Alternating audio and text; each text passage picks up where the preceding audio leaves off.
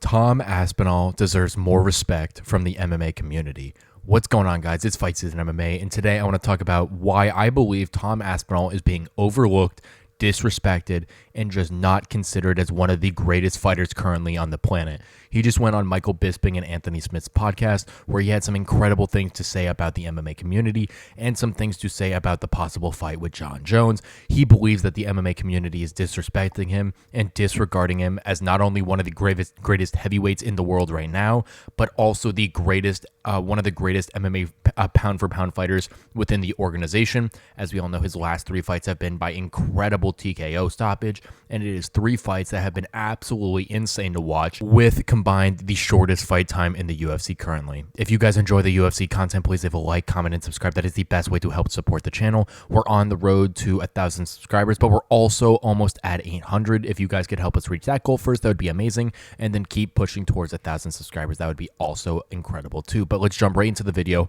of why I believe and why Tom Aspinall is presuming that the MMA community and MMA fans as a whole are disrespecting and just disregarding his accomplishments within the UFC. Tom Aspinall jumped on Anthony Smith and Michael Bisping's podcast. If you have not watched that, that is an amazing podcast. I would go 100% tune into Michael Bisping and Anthony Smith's podcast, especially this recent one with Tom Aspinall on it. It is incredible listen. But Tom Aspinall was a massive advocate for himself in this podcast regarding him as one of the greatest heavyweights in the world right now. And he actually says that he is the greatest heavyweight in the world right now, which I 100% agree with. Tom Aspinall is by far the greatest heavyweight in the world.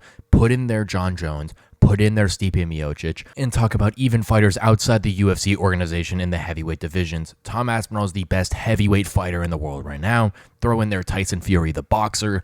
Anyone you want to put in there, that heavyweight division, Tom Aspinall is the best fighter out of everyone in the world in that heavyweight division. Tom Aspinall had a quote on the Bisping and podcast, and it's a thing that I'm seeing on Twitter right now that I'm reading off of. But he said that, quote, Tom Aspinall, "I'm the best heavyweight in the world, and I'm not getting my credit for it. They're holding the belt hostage." And there's a lot of fans out there not thinking that Tom Aspinall is the greatest heavyweight in the world because he's currently the active heavyweight champion. Jon Jones, we all know, is the current UFC undisputed heavyweight champion, but he's not active. He tore his pec last year in November, and he was coming back.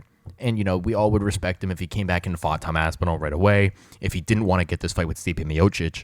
But Jon Jones wants to have this fight with Stipe Miocic prior to fighting Tom Aspinall, while retaining the belt and putting that up against the line for Stipe Miocic. No one has a problem with this fight for Jon Jones and Stipe Miocic occurring if it is for no title rather than just the crown for the best heavyweight ever.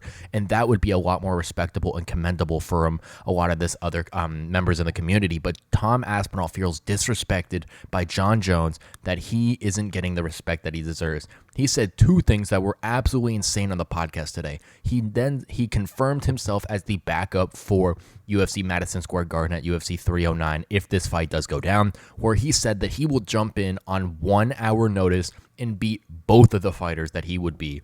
That I do think is true. Tom Aspinall is that guy. He is hungry. He said that he took a week off in Spain, but he was then training to get right back in the octagon because he says it's harder to retain your title rather than get it. And I think there is some validity to that statement. Jon Jones has been absolutely silent ever since Tom Aspinall destroyed Curtis Blaydes in 1 minute at UFC 304. Curtis Blaydes was one of the hardest stylistic matchups for Tom Aspinall, and that was some test that he took through in 1 minute flat and went in there and crushed it. And that was even harder for Tom Aspinall through the mental side, considering that last time he fought Curtis Blaydes, Curtis ended up getting the win because Tom Aspinall tore his MCL 20 seconds into that fight.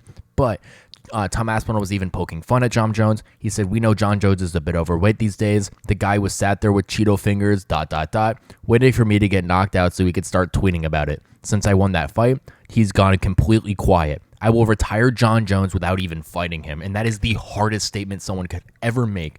Jon Jones is a fighter that will retire probably after fighting Stipe Miocic. And I think that him fighting Stipe and then retiring is one of the most weak moves in UFC history, to not fight the rightful challenger in Tom Aspinall. Fighting Tom Aspinall for Jon Jones would do more for his legacy than fighting someone like Stipe Miocic.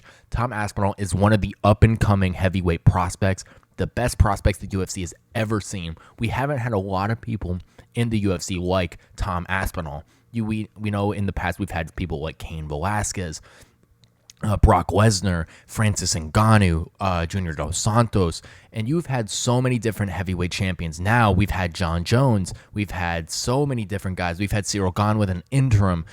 So many different guys, so many different styles of fighting, and so many different individuals going to win that belt. But Tom Aspinall might be the very best of all of those fighters, having the ability to do jiu-jitsu on the ground, having the wrestling capabilities. His last 3 fights have came by knockout, and that might not even be his strong suit in the UFC. That might be his ground is jiu-jitsu, but he's too fast and too powerful for these heavyweights to handle. Tom Aspinall is the full, well-rounded package in the UFC, and for the fans not to understand that and to not respect him as a fighter and as an individual is completely bonkers to me, because a lot of these fans just know what Jon Jones has done, and Dana White has been the first advocate of that. Anytime that you bring a situation to Dana White's occurrence, he talks about Jon Jones and of how amazing Jon Jones is. I actually made a video on that a couple of days ago. I'll link that right here. But Dana White is only talking about of how amazing Jon Jones is, rather than Tom Aspinall being one of the most amazing fighters the UFC has ever seen.